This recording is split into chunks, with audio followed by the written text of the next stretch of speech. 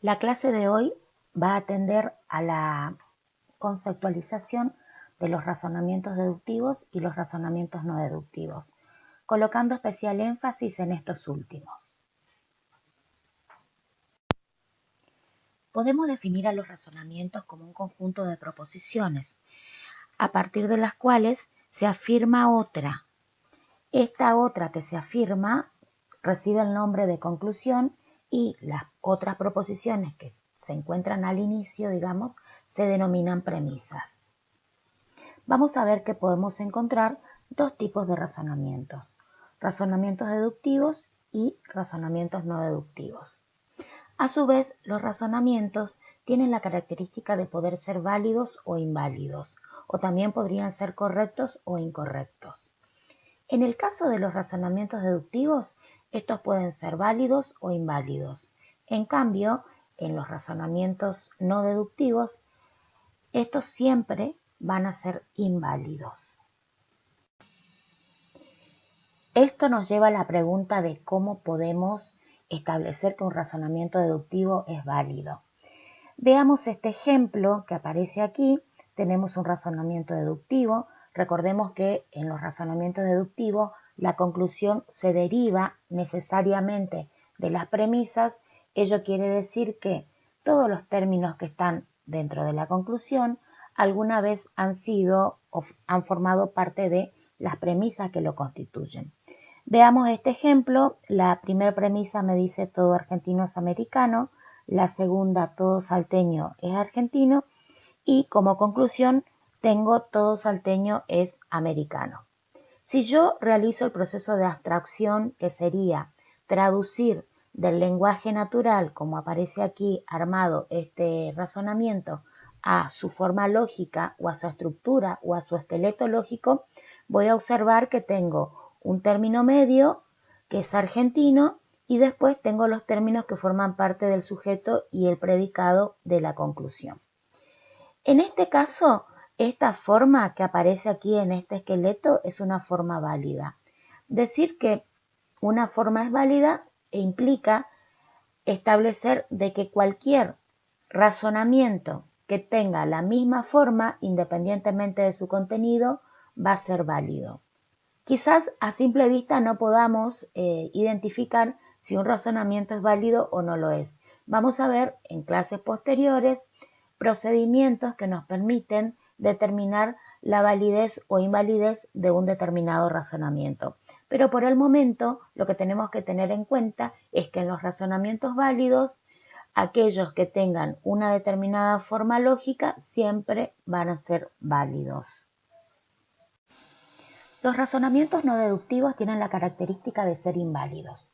Esto quiere decir de que la conclusión no se deriva necesariamente de las premisas, como ser el caso de los razonamientos deductivos, sino que rebasa la información que me dan las premisas.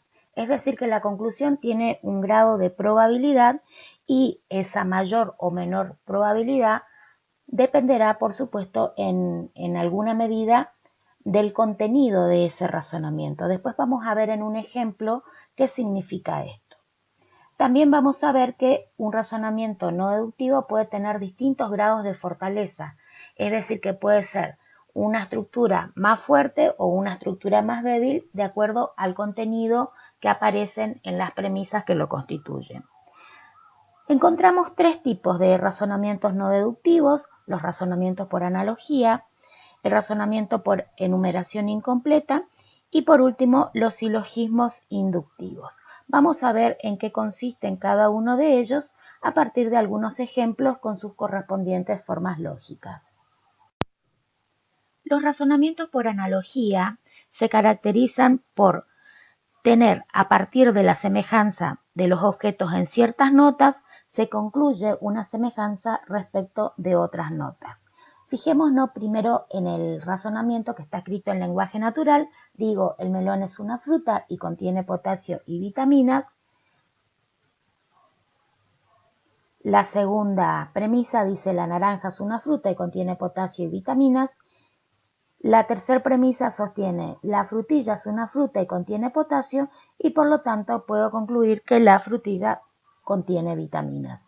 Veamos la estructura o forma lógica. Yo digo que un X1, en este caso el melón, tiene las características, supongamos F, Z, en este caso potasio y vitaminas. X2, que sería la naranja, también digo es una fruta, tiene F y tiene Z. La tercera premisa o X3, la frutilla, también contiene F, entonces concluyo que también podría tener Z. Entonces, en los razonamientos por analogía vemos que, dado un conjunto de elementos que tienen ciertas notas características que comparten entre sí, también si hay uno que comparte las mismas notas de ese conjunto, algunas de ellas, también podría tener la otra.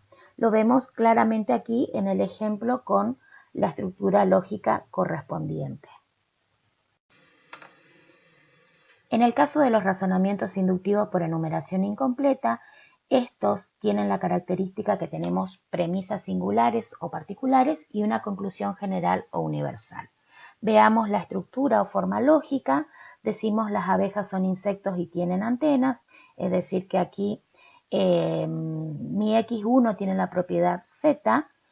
La segunda premisa dice las abejas son insectos y tienen antenas, mi X2 tiene la propiedad Z. Y en la tercera premisa dice las hormigas son insectos y tienen antenas, mi X3 tiene la propiedad Z.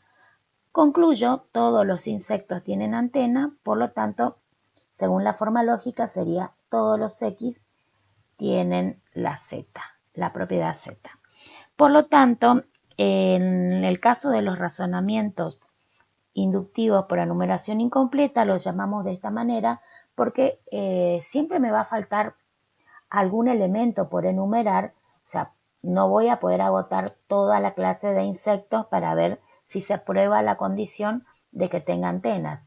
Pero a su vez también observamos como característica o rasgo propio de que la información que aparece en la conclusión amplía la información que obtenemos dentro de cada una de las premisas. Ese es un rasgo, una característica de los razonamientos no deductivos. Existen razonamientos inductivos por enumeración completa. Estos se dan cuando la muestra es acotada o es limitada, es decir, que podemos agotar todos y cada uno de los elementos que constituyen esa muestra. En el caso de los silogismos inductivos vamos a observar que la primera premisa que lo constituye me va a brindar una información que tiene que ver con lo numérico. Puede ser una generalización de tipo estadística en donde puedo encontrar una expresión como por ejemplo la mayoría o puedo encontrar un dato porcentual. Veamos el ejemplo, dice la mayoría de los mamíferos tiene muelas. Aquí, según observo en la estructura o forma lógica, esta primer premisa implica el n% o la mayoría, ¿no es cierto?, de los F, en este caso mamíferos, tiene muelas. Después la segunda premisa ya es una premisa singular o particular. Digo, el canguro es un mamífero, X es F, de donde F es mamífero, y por lo tanto en la conclusión concluyo que mi X, en este caso el canguro, también tiene muelas. Estos ejemplos de silogismos inductivos los vamos a identificar claramente porque siempre me van a brindar algún dato de tipo numérico, sea un porcentaje o un término o expresión que me implique la mayoría. La actividad que le proponemos a continuación es que pueda construir ejemplos de razonamientos de acuerdo a lo que ya vimos. En este caso, razonamientos no deductivos, uno por analogía, otro por enumeración incompleta y un silogismo inductivo. Además, escribir la forma o estructura lógica. Nos vemos la próxima clase y desde ya muchas gracias.